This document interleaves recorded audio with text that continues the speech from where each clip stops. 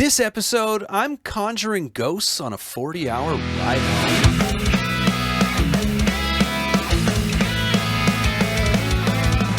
Welcome back to Growing Up Punk, the podcast about punk rock and all of its friends. We are continuing our series, taking a look at a number of different labels. This, of course, is part 2 on Hopeless Records. Aaron and I, we shared our 5 favorite releases each from Hopeless Records on our last episode. You can go check that out if you haven't done so far. This episode, I had the opportunity to sit down with James Karagiozis. When I say sit down, we're on opposite sides of the world. So we were both sitting down, but in front of a computer. Anyway, he is of the band Between You and Me, of course, currently signed to Hopeless Records, in the middle of working on a new album, so that's exciting stuff. And here's the thing. He shares his 5 favorite releases from Hopeless Records. Before we get into that, though, go follow us on social media at Growing Punk Pod. You'll find us on Instagram and Twitter under that. You'll find our personal Instagrams and Twitters there as well.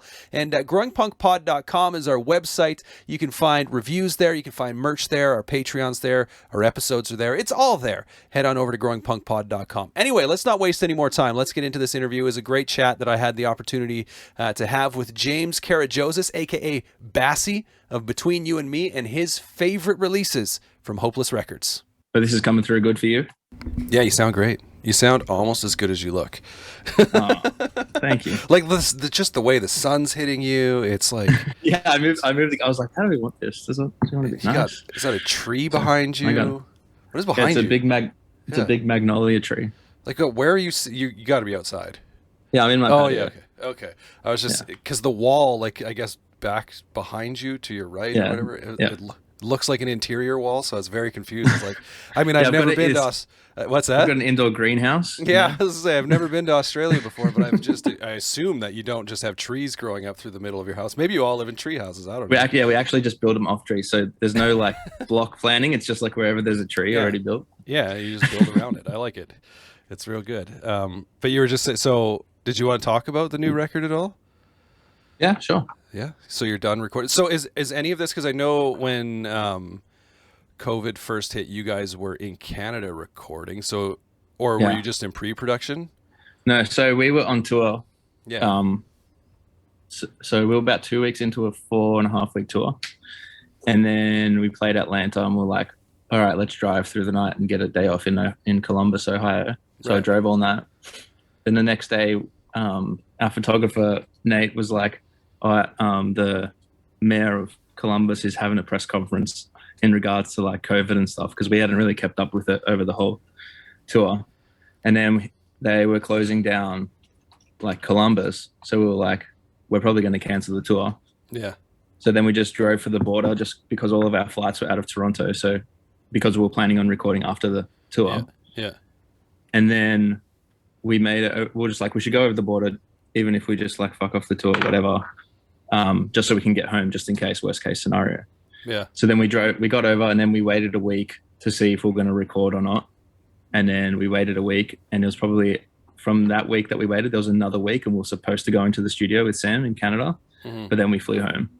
And then we were just trying to figure it out when we got home. And then we eventually were able to get a visa for Sam to fly over to Australia to do the record. So that's awesome. Okay, so because I wasn't sure if if you'd started recording and if any of this new record was going to feature stuff from that, but but you said you guys are essentially done recording the new record now. Correct. Yeah, we finished up with Sam early December. He flew home early December. Yeah, and then we basically had a song that we had done musically, but no vocals had been written to it yet.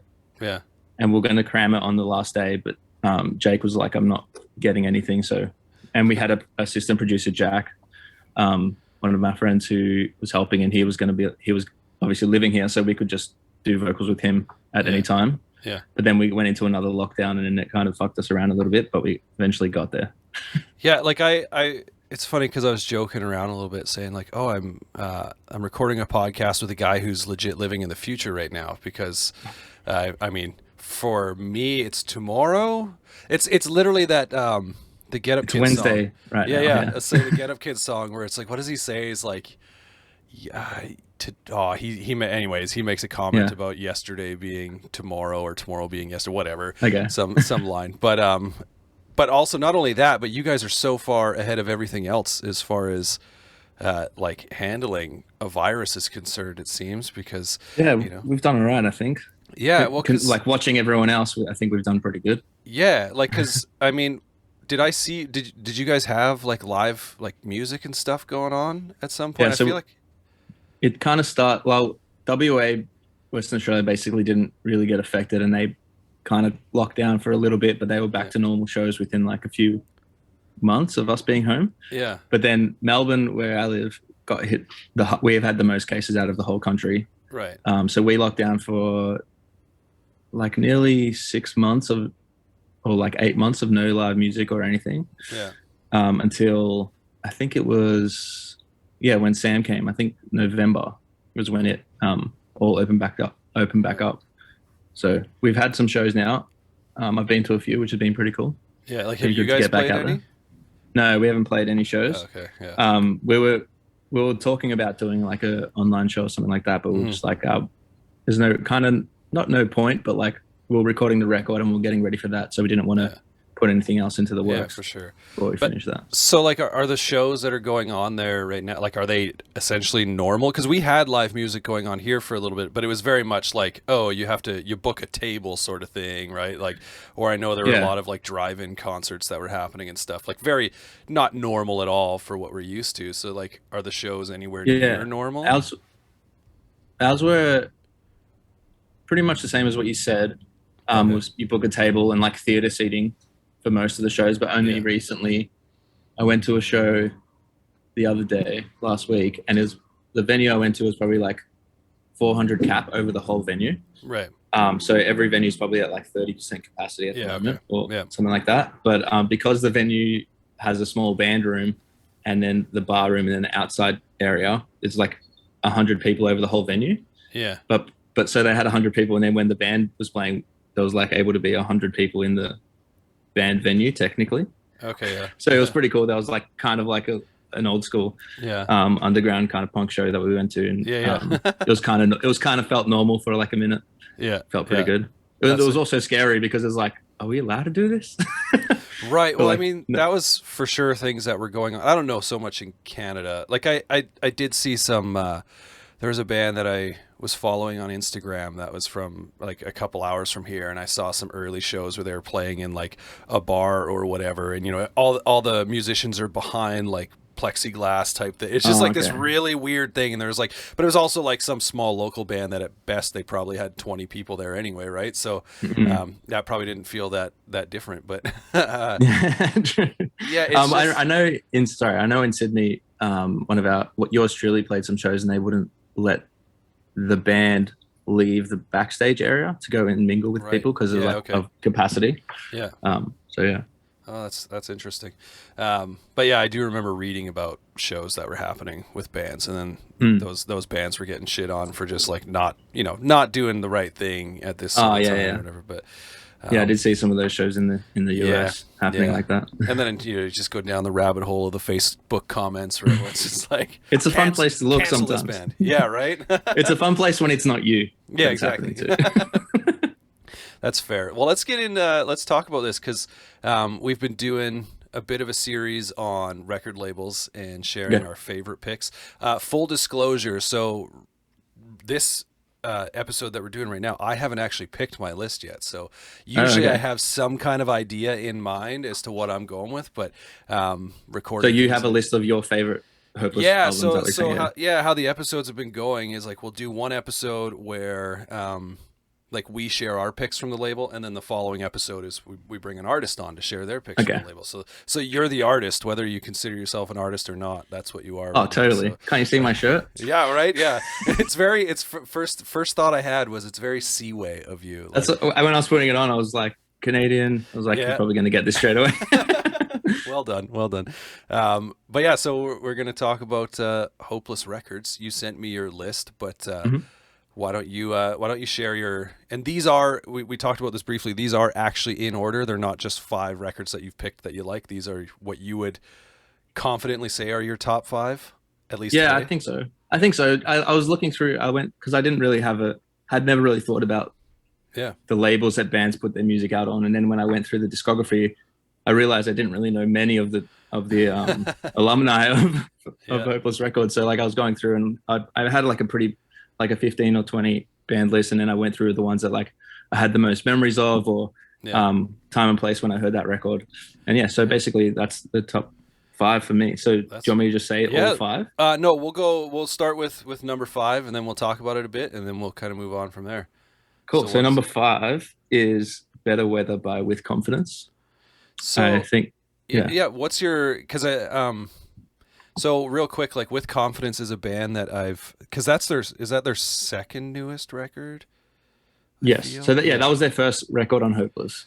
Okay, so because they're a band that I was familiar with, but only really knew. I'm just blanking. I'm trying to look it up real quick, but Love and Loathing. 2018 was such a good year for music, because that was the first. 2018 was like the first year where I really got back into tracking like what was coming out. So that was the funny thing I was noticing about, like, so the picks that you had is like I was like, oh, like that band that was already out by the time I was like jumping back into some of these bands. But With Confidence, why don't you tell me, so why does this record make your top 5?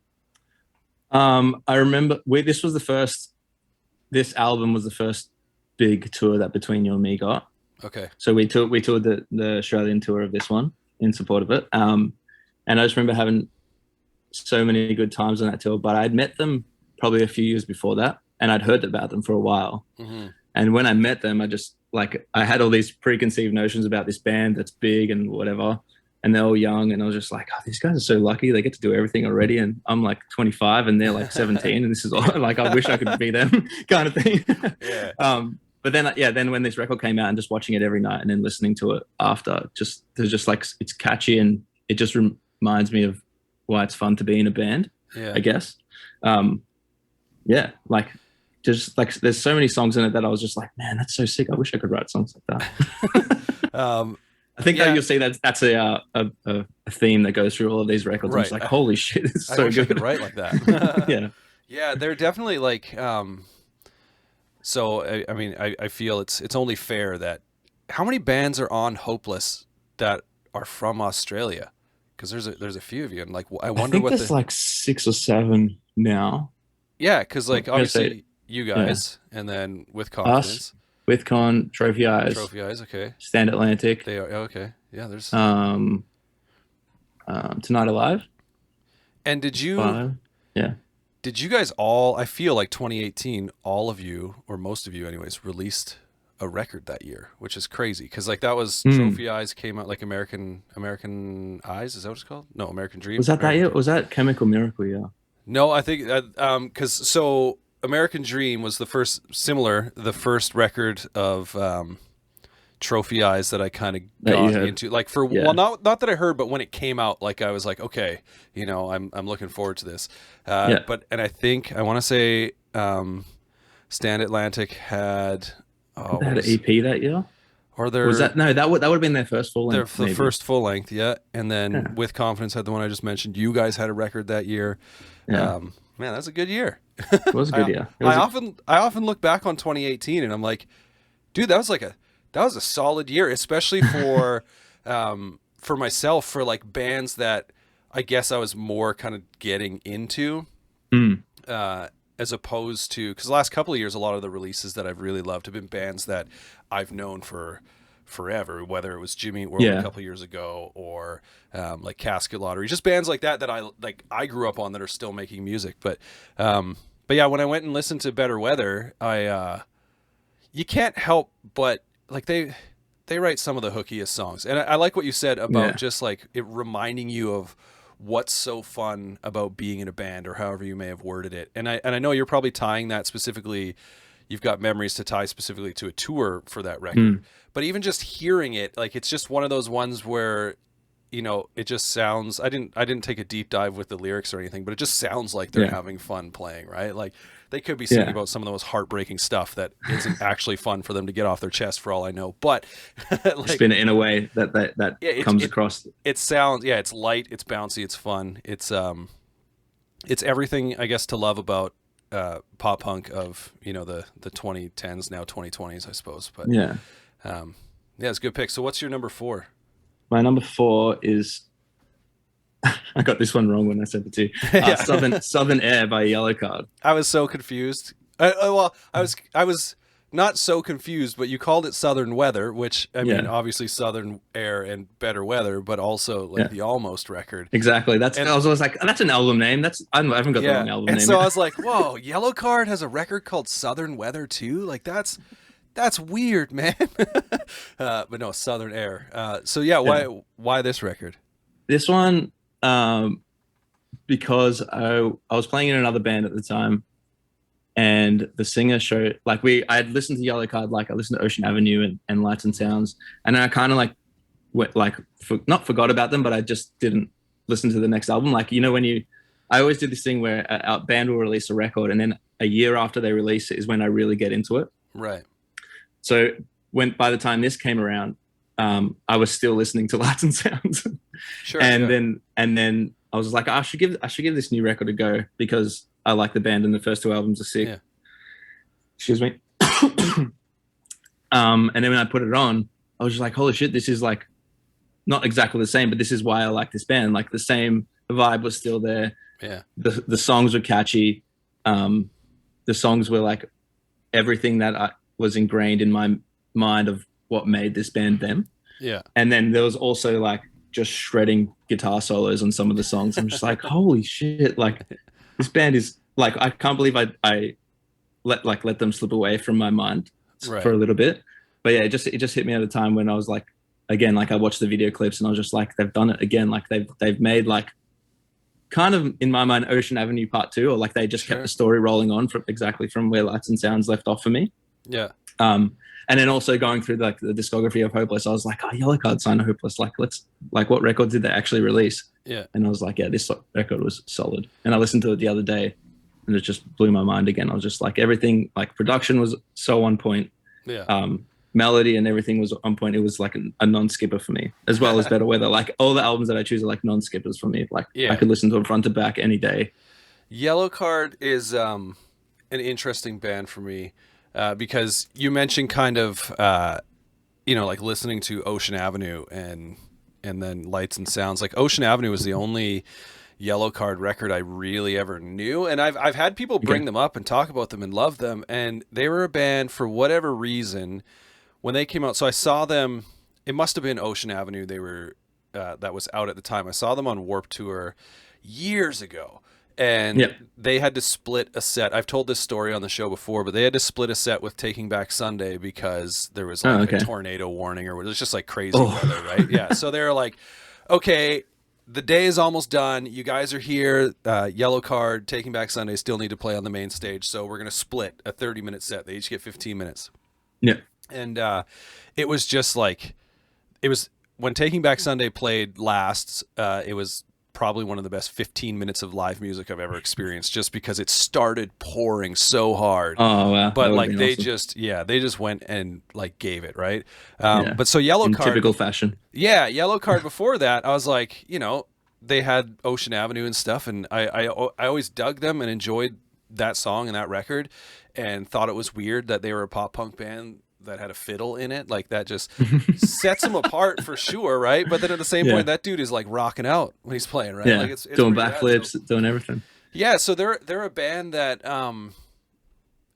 to go and listen to this, I was like pleasantly surprised, maybe in a similar way to like you would have gone in listening to this record while you may have been kind of late to the party on it or whatever. Like you gone into it with an expectation and it met that expectation. Whereas like when I listened to it for the first time, and to be fair, I've only listened to it once, and I was literally like laying in bed, like listening to music, trying not to fall asleep. Right. But I was like, dude, that's where I do most of my listening is laying just like trying not to fall asleep. Or falling asleep. If you make the whole album, you're like, this is a good record. yeah. Well, it's funny because I have this is going to paint a great image. I wish I brought it down, but I have these headphones, like Bluetooth headphones, that are literally like you wear them like a headband, so you can lay in bed listening to them. They're like the cheesiest, corniest thing out there, but like there's something I was like, I just want to lay in bed listening to music, and big old like headphones on my ears aren't comfortable.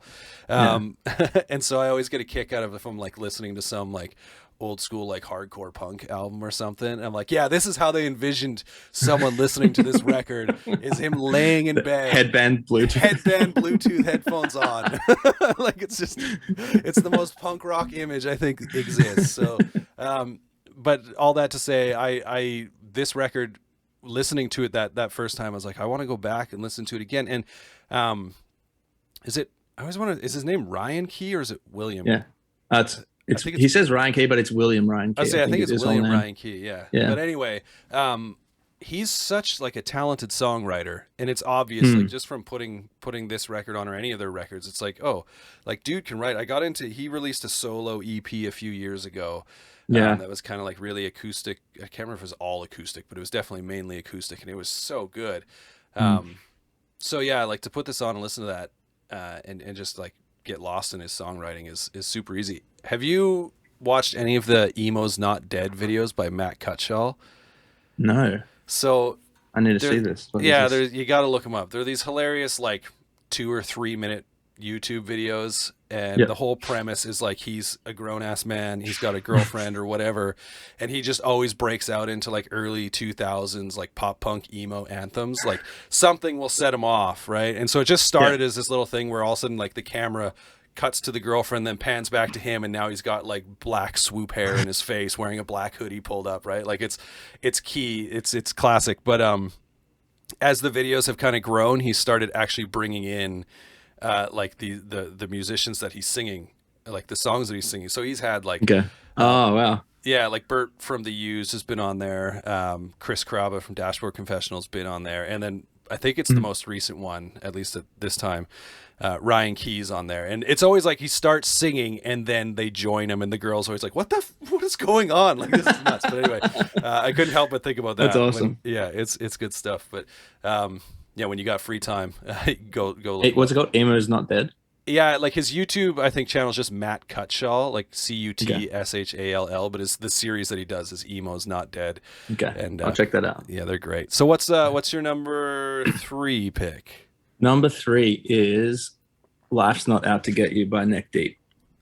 And this one, I was just thinking about it then. I was like, I remember when they put out their first full length on Hopeless Wishful Thinking, and just going, this is sick. This, like, I remember going to that tour here, not knowing anything about them, and just absolutely loving the show, the energy. It just reminded me of when I found Newfound Glory, just like a similar vibe and everything. And then when they brought out Life's Not Out to Get You, went to that tour again, and it was just like, again, these songs are fucking awesome. And Between You and Me were just forming at that time. Right. And I remember I was like 26, and I was like, man, it'd be so sick to play in a band like this again. Like, I remember being in high school and all of my friends, I was listening to pop punk and all my friends were listening to like indie rock, and I could only play in indie rock bands because that's what everyone was doing. I just really wanted to play in a pop punk band.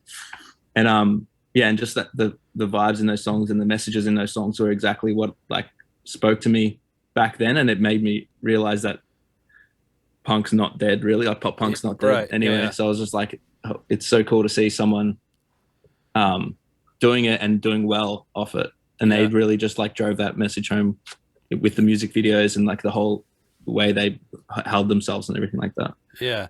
Neck Deep is one of the first bands that when I was a little bit, I grew up listening to like pop punk, skate punk, like all of it, right? And then probably around the time where all your friends were in indie rock bands and you wanted to be in a pop punk band, I was like getting out of like the whole pop punk sort of thing. There was a stretch of time where I was like, I don't listen to it anymore. So I kind of got away from it, outside of, maybe the odd time going back to some of my favorites. But when I decided, I was like, you know what? I can't remember who the first band was. It may have been like Knuckle Puck or something like that, where I was like, or Real Friends, where I was like, dude, like, this is, someone mentioned it. I was like, this is pretty good. And then, so I started asking around, like, what are some other bands? And so Neck Deep obviously came up.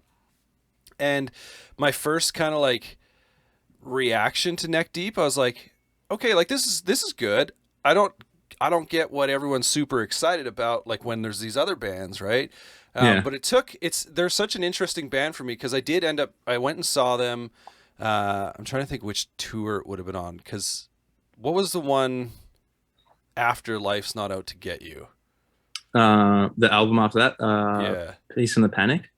Yeah, I think it was. Yeah, it was definitely, it was that tour, and they toured with Seaway, which Okay. was the main at least in Canada, that's who they toured with. Which was the main reason I went, was for Seaway, and then also Speak Low If You Speak Love was on that Yeah. show, and I was like, dude, I gotta go see this. So when we went and saw them, though, like, you cannot deny how good of a band they are. But for me, like, this record is now one that I can go back to and actually enjoy it, much like, like Peace and the Panic, and kind of some of the older stuff. But for me, actually, I'm a big supporter of All Distortions Are Intentional, like their record that came out this past year. I don't know what it was about it. Something similar to me for The Story So Far, where like their early stuff, I was like, yeah, like I like it, and I can see why people. Yeah. But then the last, like their like Proper Dose is like, for me anyways, is just like way better. And I, for whatever reason, All Distortions Are Intentional, I'm in the same place, and where I'm like, those two records remind me of each other, actually. But you can't make a list like this though and keep Neck Deep off of it. Like, that's, Yeah. and I think exactly. you can make that argument for any one of their records. But of course, I made a rule that said you can't have more than one record per band on here. So I made that up. There was another band that I was going to put in that spot, but this album did, like, I will go back to a lot more than the other record. So is this the record that has December on it? Yeah. So what's your favorite version of December? Because that's the other thing that blows my mind, is that they have 3 different versions of this song, and they're all different and all good in their own ways. I think the original version is my favorite. Okay. The album version. Like, I liked the other two, but the original was what I heard first. And it's not that I didn't like the new versions and I didn't like the spin on them. It's just like that one just like closer to home for me, I guess. That's fair. It's funny because I think the first time I heard it was probably the like Chris Carrabba Dashboard Confessional feature. And then I was like, wait, YouTube recommends this same song with Mark Hoppus. I'm like, huh? Yeah. And then so I assumed it was just like this like thing that they did. And then when I looked closer at this record, I was like, oh shoot, like it's actually a song that they released prior that's, just straight up their own thing. So that's kind of cool. I can't think of any. Oh, go ahead. No, which was really cool, like, to see that they did those alternate versions with like 2 bands that I love as well, like Dashboard and Blink. Blink's probably my favorite band. And I was just thinking, like, if that was me in that position, I would be losing my mind no matter what it sounded like. No matter if Mark Hoppus was on key or not. He's on your track, man. Like, that's nuts. You can fix all that stuff. It's fun. Yeah, it's true. Okay, so before we move on with your list, then, who is we got to take Mark out of the picture, but if you could have any one artist feature on one of your songs. Oh, I think it's too hard. Like, it'll be right. If it was right now, it would be Travis Barker, just because like the flow and effect of that would be great. But also, I've always wanted to see Blink live with Travis, and I've never had that opportunity. So to be able to work with him would be pretty cool in any capacity. Yeah. But if it was like a vocal feature, I don't know. I don't think it'd be someone that sings pop punk. I think it'd be like fair. Dave Grohl or something like that. Sure. Well, that's like, are you a fan of Touche Amore? That is one band that I've constantly been told to listen to, and I have like dabbled, but I haven't really listened. And that's fair, because like their album, I will gladly say they're not a band for everybody, but definitely worth giving a shot. Their latest album, Lament, has a feature on it where they feature, and I don't know if it's the whole band that's featured, because it just says featuring Manchester Orchestra. And so I'm like, I don't know if it's the whole band or if it's just the guy who sings, like, because he definitely sings on the track. But it's like the way that Touche Amore, kind of sounds. They've got like definitely like a post-hardcore. He definitely more yells / speaks. Like, he's got an interesting kind of delivery, I guess. I think a lot of people probably compare them to the La Dispute, if you've ever listened to La Dispute at all. But, okay. But and then you have the guy from Manchester Orchestra come in, and you're like, what is like? But it's such a great feature. It's a nice surprise. I'll probably start there. Then I'll start with that record. Yeah. It's I mean, my favorite probably record from them is Stage 4, the one before, and he actually sings more on that. Like, it was interesting because if we go down a bit of a kind of on a side path here, but like I think going into stage 4, he talked about how he was actually a big fan of the band The National. Yep. And Okay. so that kind of came through on some songs. So it was interesting to me, like just kind of in some of the melodies and singing that he kind of pulled out of himself. So it was interesting to me that then when they came back with Lament, that they didn't like explore that further at all. I don't know if he sings proper on the record at all, but it's still really good. Yeah. It was one of my, it made my top 10. It may have actually made my top 5 if I think back of last year. But Oh, awesome. yeah. So anyway, Lament by Touche Amore, worth it. Okay. What's I was your? like, who are we talking about? We're talking about. Yeah, I Nick know. Cave. I was like, for a second there, I was like, was I talking about Law Dispute? No. Yeah. Touche I Amore. just had a thought. Like I just remember, like how I said, how it just reminded me of Newfound Glory, and this record like drove it home more. Just watching their video clips, it just reminded me of the first time I heard like Sticks and Stones, so like My Friends Over You, and all that, and I was just like. I was just like, I want to go skating. I want to go hang out with my friends and do whatever all day and not worry about anything. Or just go drive to the beach and listen to music the whole way kind of thing. But I mean, that's what, when it's funny because I could describe almost every pop punk album that I love in that very same way. But I think that's just what I love about pop punk, is it's just about like having fun, right? Like even the bands, like I feel like pop punk got a lot more serious, and there'll be people who will debate and say, well, it's not pop punk then if they're, you know, being serious. But I'm like, well, you don't have to make dick and fart jokes in every single song, right? Like, but like even those bands that are a lot more serious, I still find that they know how to have fun, right? Yeah, like, exactly. But yeah, anyway, I was gonna say, you mentioned Sticks and Stones. I was like, oh, there's a little, you can't see it, but it's a little picture from Sticks and The Stones. booklet. It's awkwardly. Oh, is that with them on the floor there when they're rolling around in the front cover? No. It's they're it's a couple of what appears to be, I'd say 14-year-olds making out in front of a wall. So it's like this awkward picture to have up there. I'm like, well, I mean, oh well. I wanted to use Newfound Glory somehow, and that's what I came up with. And they're not even. That's what you get. Picture. Yeah, that's what you get. What's your number 2? My number 2 is The Dangerous Summer, Reach for the Sun. And again, like this was obviously like a departure from pop punk, from like the previous records that we've talked about, but like this one showed me like writing in a different way, like being more emo and being more not passionate, but like raw in the way you can say stuff, and you don't have to write it in phrasing that rhymes, and you just say what you feel and do it. And also the instrumentation on it, like the first time I heard the drums on this, I was just like, this guy is like what I loved about Travis Barker's drumming in Blink-182 when I first heard it. This guy is just like tastefully overplaying kind of thing. Everything was like, if you listen to it by itself, it's just like this guy's going nuts, but you listen to the song and it fits perfectly in with what's happening. He's not doing anything more than what it needs. Yeah, I guess. And then like going to see it, they did the 10-year tour 2 years ago now. Okay. And I hadn't listened to the record in a while, but I remembered the record. And then I went to the show and I like knew every single word, like without even listening. I was like, holy shit, is this like, when is this going to finish? Like, I don't want it to finish. Like, and then they finished and I was like, is that really the whole record? I thought there was way more than that. Yeah. Like, I was just like, I want it to happen again. The Dangerous Summer actually talked about this record. I had an author by the name of Mike Henneberger on a while back, and he wrote a book called Hard Rock, Rock Bottom. What the hell is it called? Rock Bottom at the Renaissance Hotel, or is it? No, it's Hard Rock Bottom at the Renaissance Hotel. Anyway, he wrote this book, and in it, he kind of like each chapter is based. Not based around a song, but he features a song in each chapter. A lot of Jimmy Eat World, a lot of Dangerous Summer.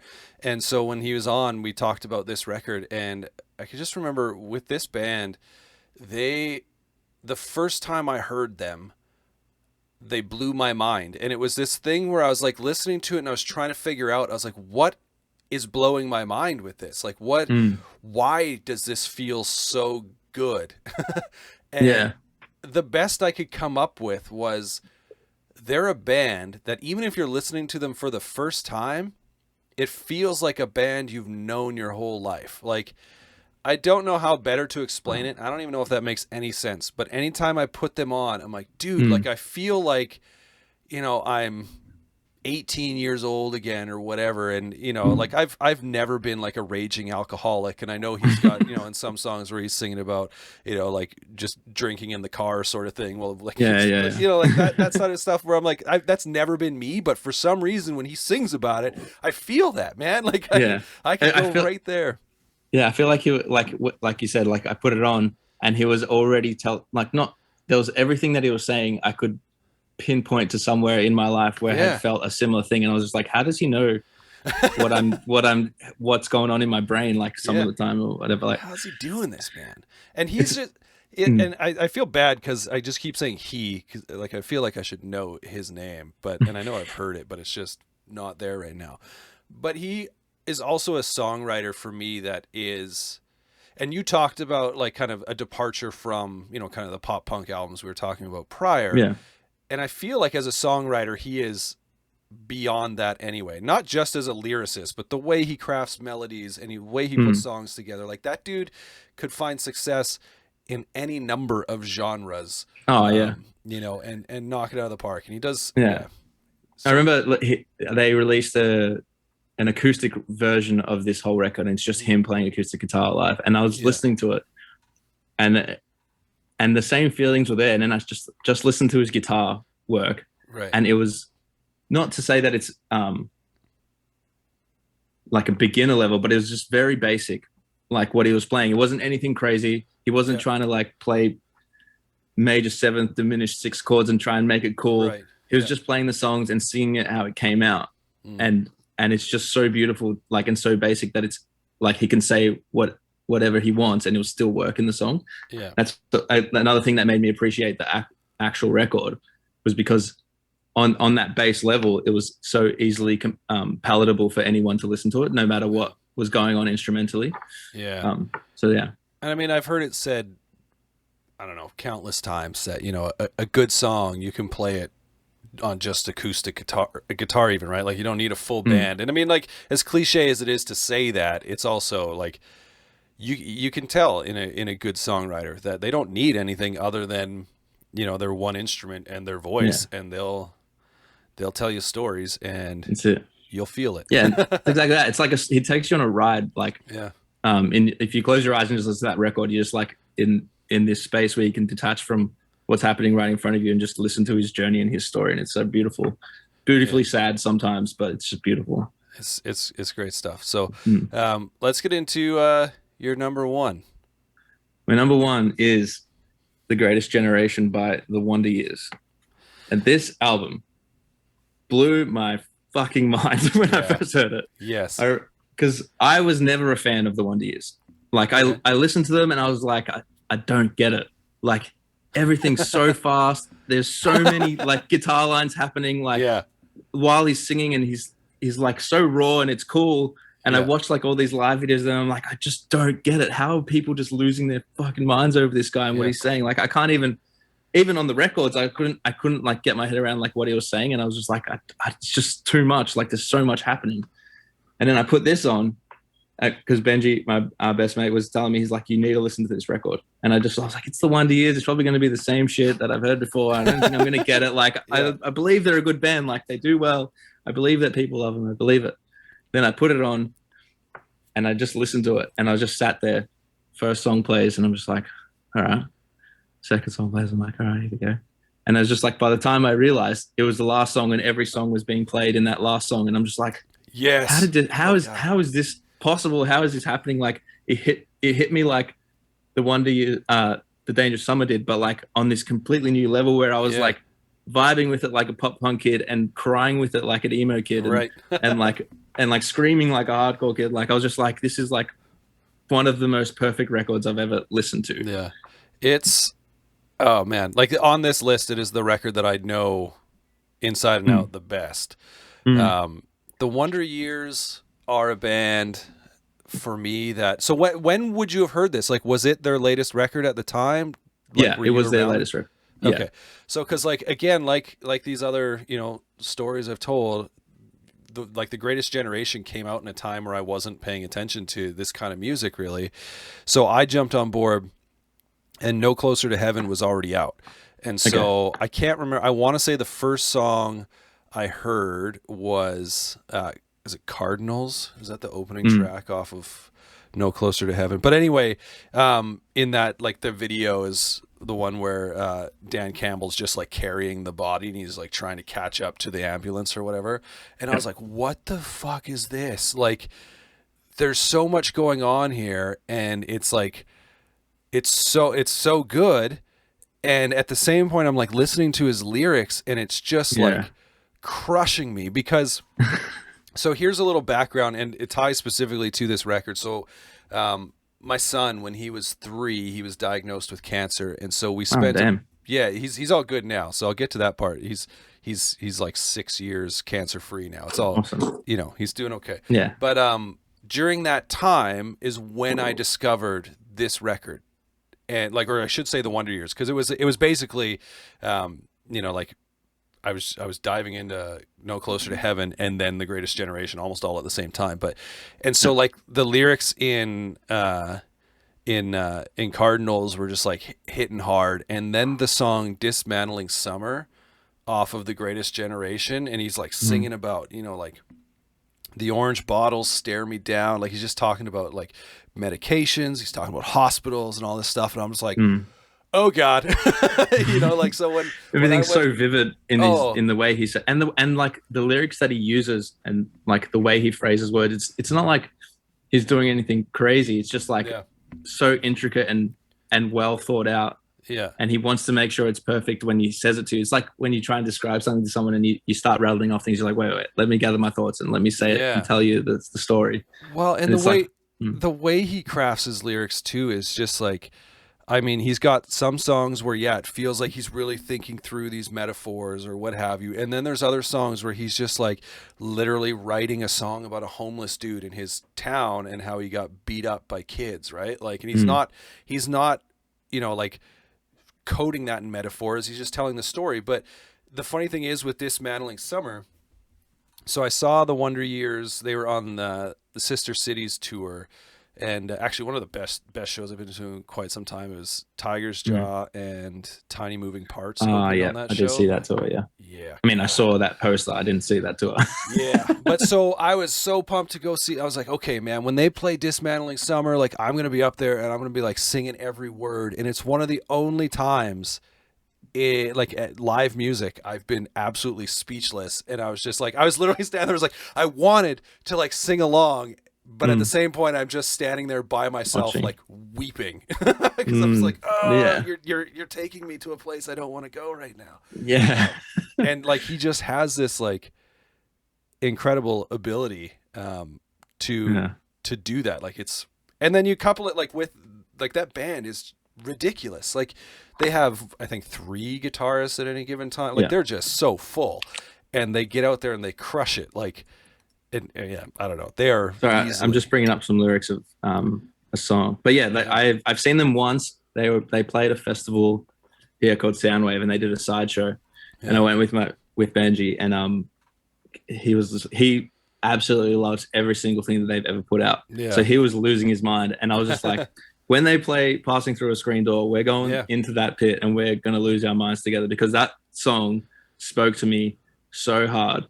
Right. Like, I was 26 at the time, and then when I heard that bridge, when he's like, Jesus Christ, I'm 26. All the people I graduated with all have kids, all have wives. And I was just like, that is me. That is all of my friends in high school are like in serious relationships, thinking about having kids or having kids, are married. And I was just like, me and him and Jared are just playing shows and getting really drunk and doing nothing. And we're just like working our normal jobs and just like trying to be musicians.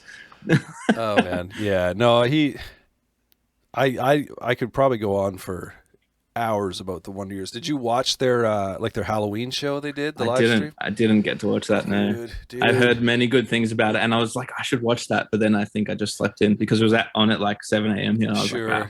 Yeah, the beauty about the live stream stuff, though, is that like most of them, they make them available for, a period of time afterwards or whatever, but that show, it was so much fun because like the whole, like, they played 2 sets, like they broke up because their band's so big, so they broke up into 2 versions of Blink 182 and played 2 Blink sets, right? And then and they're all so good at like when they switch instruments as well. Well, that's just it, right? Like Soupy was playing bass for like his set because it's like, well, obviously they only have one bass player, and then I think one of their guitar players was playing drums for one of the set. Like, cause it was just like, yeah, okay. Because he played in off. Is it? I don't know if it's Sister Cities or No Closer to Home. They have a video clip where he plays drums. Oh yeah, like there's a 2 drum part. Yeah, song that's and Subi's on, playing guitar.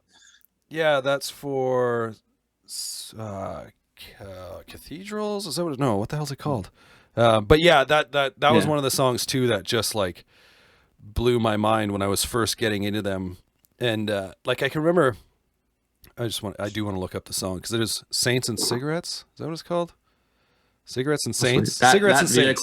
That video clip inspired some double drumming on the new record as well. On one of the tracks, sick. I was just like, we need a second drum kit in this song. Yeah. The song Cigarettes and Saints. I was like, yeah. But like, I wrote them off when I first. It's interesting because like there were a couple songs that hit me really hard right away, and then as I kind of like dove into some of their records, I kind of like wrote them off a little bit, being like, okay, you know, maybe in a similar way to what your kind of initial reaction was to some of their stuff. And like, I just don't necessarily get what's always going on here. Like it's fast and there's all this stuff going on. And then I realized I'd sit there and I'd be listening to a record, and maybe similarly to when you got to, I Just Want to Sell Out My Funeral, where all of a sudden it's like playing all the spots, right? And you're like, shit, like this is insane. Yeah. So beautifully put together as well. I was just like, it just like seamlessly flowed in. I'm like, oh my God, how did they get here? Yeah, right. Exactly. And then, but like in a similar way on No Closer to Heaven, I was listening to it and Stained Glass Ceilings came on. Like I just kind of like gotten to a point where I'd forgotten about these things. It was just playing whatever. And then Stained Glass Ceilings came on and I was like, what's happening right now?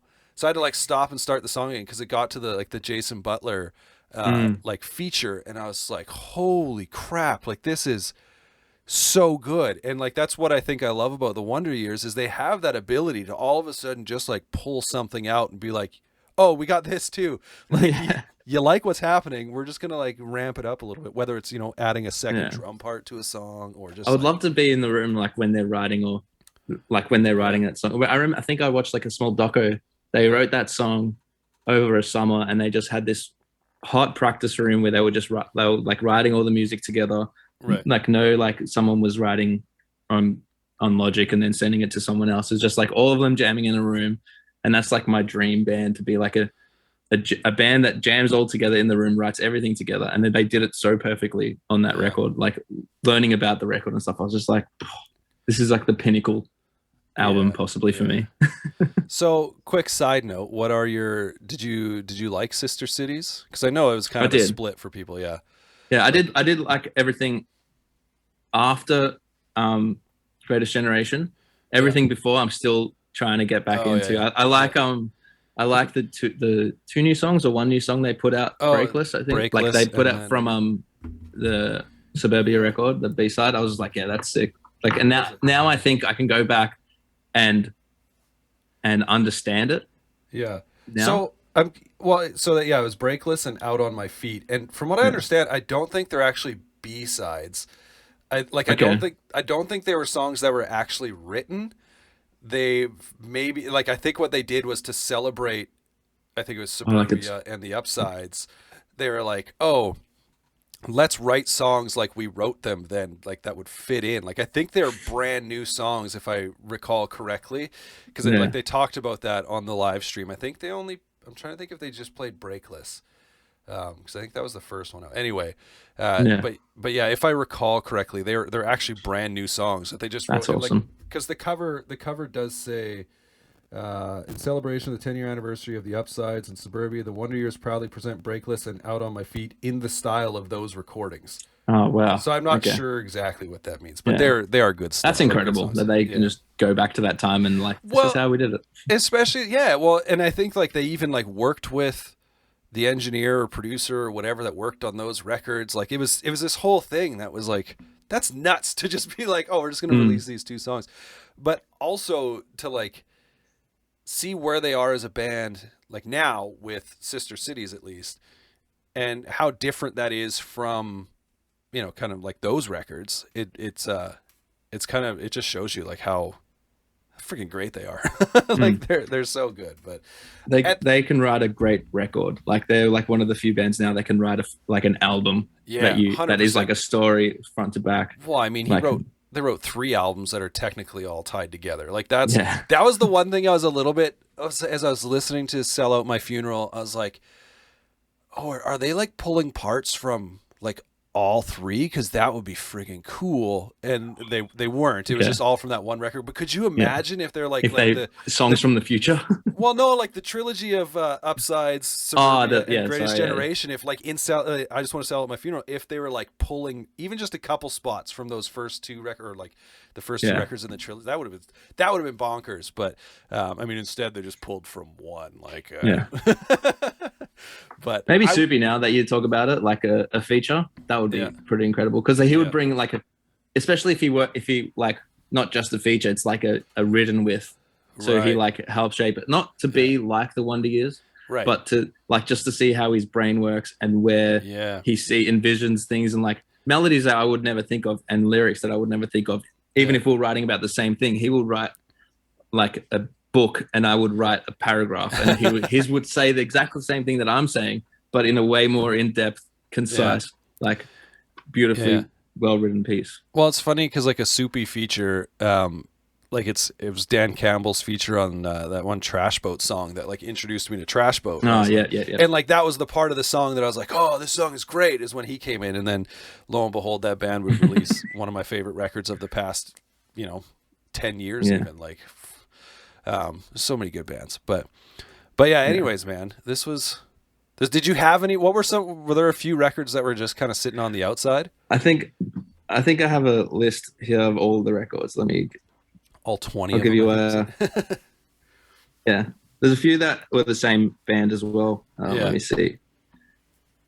Identity Crisis by Waster. Okay, yeah. I love that record. Still listen to it to this day. But I was like, put it against Life's Not Out to Get You, and I was just 2018 too. I feel like it did. Yeah, 2018. 2018, man, what a friggin' year. That's it. Let's double check. That's it. Yeah, it was 2018. That's funny. Wow.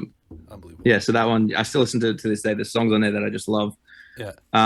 Chemical Miracle by Trophy Eyes, just like another one similar to the Wonder Years, the way he speaks about the issues that he's gone through and like the way they wrote the song compared to the first record, which was like the hardcore sounding record. And then they just went straight to this record. I was just like, there was no, like, the gap is so far spread. Like there's some elements, but like it's so well written that like anyone who loved them in the first record, if they didn't like the second record, I don't know why they didn't like the second record. Yeah, because man, it's so different, but it's so great. And it's funny because so back when we would have first connected, I had a different guy on the show. His name was Jordan, and he spent some time in Australia, and like this when Trophy Eyes was kind of like with that early sound, and he remembered like going to a show and really like, and he's like, and then so when American Dream came out, he was like, what is this? He's like, I remember Trophy Eyes being like this kind of like faster, harder band. And I was kind of like, yeah, I mean, I don't know much about them. And the American Dream was definitely like, I mean, you can at least see the progression between, that first record or whatever, and through Chemical Dream or whatever it's called, to like, or not Chemical Dream. Miracle. Chemical Miracle. Good. It's like the whole Southern Weather thing. I'm not offended. Yeah. But like to see that progression, but that Chemical Miracle is like the song Chlorine specifically, when I put that on, I was like, why have they changed from this? Like, I still like the American Dream, and it's a record that like grew on me, and it's one that a lot of times if I'm on like a road trip and driving, I'm like, I want to listen to it. There are a couple parts on it that are like a little man, you look so much like the sun is like going. That's amazing. It's kind of like this serious heavenly glow. There we go. This heavenly glow, the like long hair. It's like, geez, man, I feel like we're filming some kind of like Harlequin romance or something. But yeah, like the change to the American Dream, it's like it's a road trip record for me. But the song Chlorine is up there for if I were to rank like, like songs of the past 10 years or whatever it would be, that it's so. It would make it. Yeah. It would make it 100%. And his voice, like his voice. Anyway, it's like the transition between singing and screaming on that Yeah. record is just so well done, and every point that he screams and every point that he sings, it's like Feels the perfect spot for him to do it. Well, and I mean, like there's people who can scream and sing, but then not only can he scream and sing, but then he can like just drop a whole like octave. It feels like he can just like get down there, and you're like, what is this? It's so good. But what were a few of the other ones that just missed? I think there's just two more in here. So Nothing Personal, All Time Low. Okay, that was a. I remember hearing Weightless and just like seeing All Time Low. I'm going, oh yeah, these guys are like Blink, but like a lot more preppy. I mean, they take their name from a Newfound Glory song, so it's all good. And this one's a bit of a spanner, but I know a lot of people that I've spoken to about it didn't like the production on this record, and even the band don't really like the production on this record. Backbone by Rome. Oh yeah. I remember it was their first record, and I remember like finding them before I found Neck Deep and liking them a lot more before I liked Neck Deep. Yeah. And just waiting for this record to drop. And I think they were sitting on it for like a year. Right. And the production isn't the best, but the songs, like, again, just remind me of like that young band that want to play pop punk, and they just do it. And then they live that life as well. Like whatever show they could get, they would play. Whatever tour, wherever they could play, they just wanted to play because that's all they wanted to do. They just wanted to have fun. And that's like, there's some catchy choruses on that. And yeah, that's why I like them. That's awesome, man. Well, yeah. Thanks for putting together a list. No worries. This sunshine isn't going away. It's just everywhere now. You had it for a second, and then it's just like, no, I said we're going to go back. I'm so glad that we didn't hear any of your neighbor's children screaming in the background. Yeah. When we did this. But... God. What if I do this? Oh, there we go. I'll just do this. Just keep your hand over it the whole time. Maybe I'll do this. Here we go. For the last. It didn't help. Is that going to work? No. Now I just got to strap it. Oh, no. This is why people need to watch the YouTube videos, see, so they can see all the ridiculousness. But no, dude, this was good. Thanks for putting this together and hanging out in the future. Thank you for having me. Thank you for always being supporting of anything that I do and that the band does as well. So.